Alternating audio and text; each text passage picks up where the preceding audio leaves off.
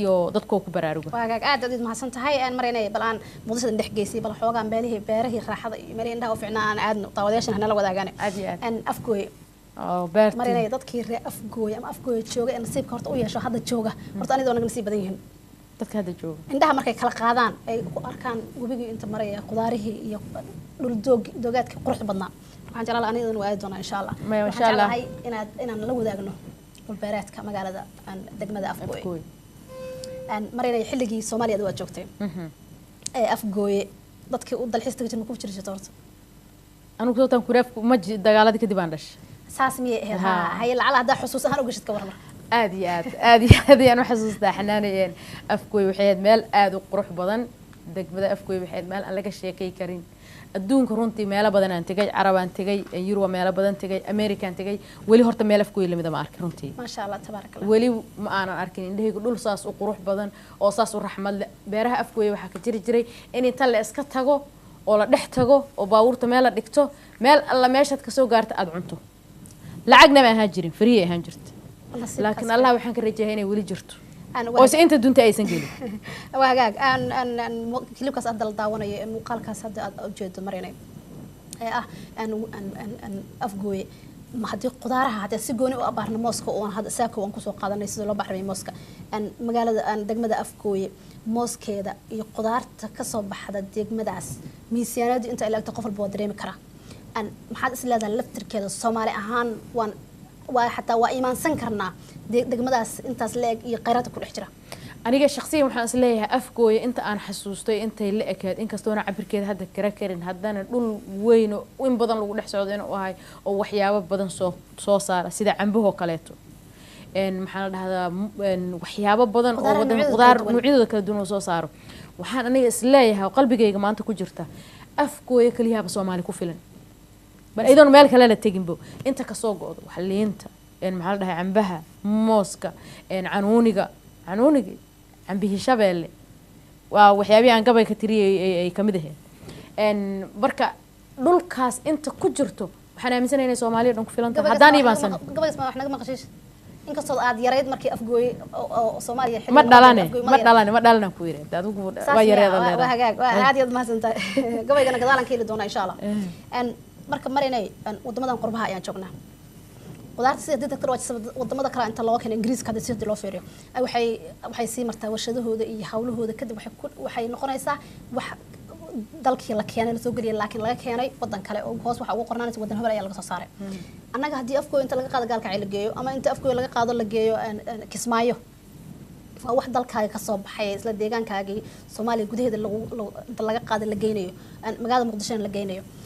in yarna ay u jirto magaalada Muqdisho afgooy oo aysan ka dheerayn maxaad is leedahay mareynay inta afgooy adu laftarkaaga lugaha ku tagtid oo aad soo aragtid deegaankaas iyo qudaartiisa iyo waxyaabihiisa oo soo xambaartay sidaad ka dhawaajisay oo ay kuuba ahayd free qofka ay lacag laan u ahayd inuu inta tago wax ka cuno inkastoo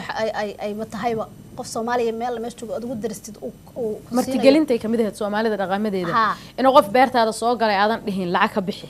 cun intaad cuni karto gurigaadina ka aad dadkaas wili way nool yihiin wayna jiraan Soomaalida wili way jirtaa marka maxaad is leedahay anaga hadda qurbahan joognaa sidii aan laftirkeena uga qayb qaadan lahayn wax soo saarkaas iyo quruxdaas magaaladaas iyo sidoo kale deegaanada ka tirsan dalka Soomaaliya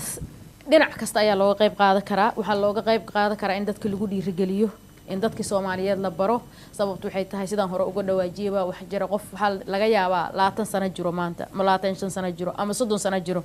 on maanta jaanis ama aan u helinin inuu ogaado wanaagii iyo maaragtahay wax soo saarkii iyo nimcada wadankeenu u lahay in dadka la dhiirigeliyo oo loo sheego waxyaabihi aan lahaa jirnay oo la ogeysiiyo oonan u muuqanin dad tuugsada oonan u muuqanin dad uun maanta wax u baahan laakiin aan ogaano on dareeno inaan wax leenahay naka oo waliba waxyaabaha ugu fiican leenahay in dadkeena loo sheego laguna dhaadhiciyo kaliibyadii la tuso fiidiyoyaashii la tuso wax soo saarkii la tuso qofka Soomaaliga uu yiraahdo ha ilmaha kale hadda markaad Soomaaliya tusto waxay ku leeyihiin Soomaaliya masaani ahaan jirtay masaani qurux badan jirtay oo waxaan dharma haysateen ma oga marka dadka Soomaaliyeed in lagu baraarujiyo in lagu dhiirigeliyo ayaan aad iyo aad u jeclaan lahay waxaana aaminsanahay in wax nagu filan oo naga soo haro ka ganacsano oo ka beec mushtarno oo wadankeena baahi tira inaan haysano nabad ilaahay hana siiyo وهاجاك أنا ودي واحد سنة قعنت الإله كوسي حكي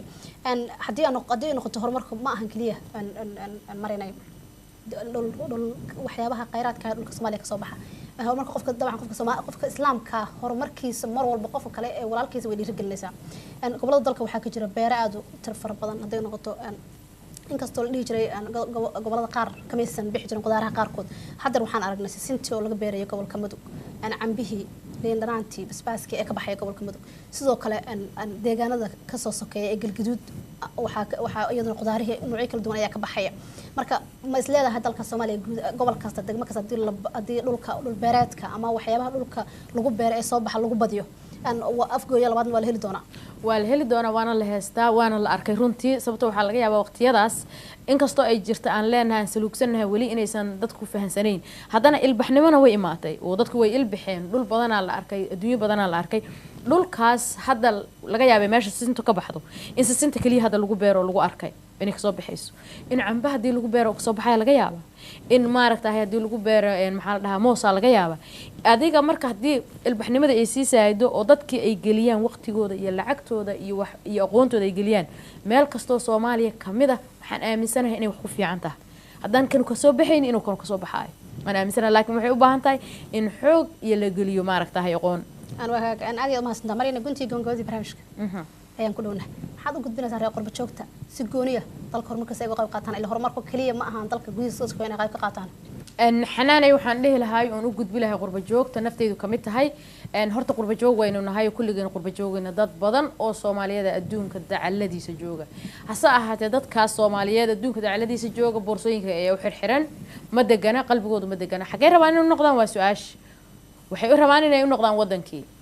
wadankiina u noqono markaan rabno waa inaan wadanka wax ka qabanaa waa in aan wadankeena si daacad ugu istaagnaa oo wadankeeni aan dhahnaa alla ilaahay meesha aan rabno in aan ku noqono boorsooyinkoona u xiran yihiin oo caruurteena aan ku u sheegno maalin kasta waa bariyan baxayna sanadkan socdo waa guureynaa inaan maaragtahay annaka ay mas'uuliyadeeduna saaran tahay dhulkeena inaan u istaagno inaan dhisno inaan qarash gelino inaan qurxino in aanan maanta dhihin wadankii ama rabsha ka jirta ama waxbaasiya ama waxbaan saluugayna wadankeena maanta dawladan leenahay ilaah baa mahadle ilaah mahadaas sugnaatay ilaahay noo adkeeyo in aan u istaagno qof walba oo Soomaaliya waa mas'uuliyad saaran inuu u istaago wadankiisa iyo wax qabashadiisa iyo dhisitaankiisa halka dollar oo laga dhawaajiyana waa arrin aad iyo aad u wanaagsan dhisina karto dhulka Soomaaliya meel kasta oo kamid ah ayaan dhihi lahay xanaanay marna aad ma santaa marna su'aal ayaa waxa jirta markas ugu soo laabata oo had markas ugu soo laabata Soomaaliya iska leh Soomaali baa leh dadka Soomaaliyeed marka halkay ka dhawaan yihiin oo aysan ogeyn in Soomaaliya leedahay Soomaaliya dadka Soomaaliyeed horta wax baa nagu dhacay dadkuna markii wax ku dhacaan qol kasta si ay u qaabishaa adduunkuna colaad way soo wada mareen dagaalo waa la soo wada maray waana laga soo kabsaday waana la iska iloobay annakana waqtigeedii aan ku jirnaa waana dhamaata dagaalkii laakiin waa Soomaaliya leh Soomaaliya leh cid kale ma leh waa hagaag aan aad iyo u mahadsan tahay jidkii waxaan ku soconaane ka soo taga colaada ee u guurka nabadda insha Allah waa hagaag aad iyo u mahadsan tahay daawadayaasheena qadarinta iyo qiimeynta naga mudan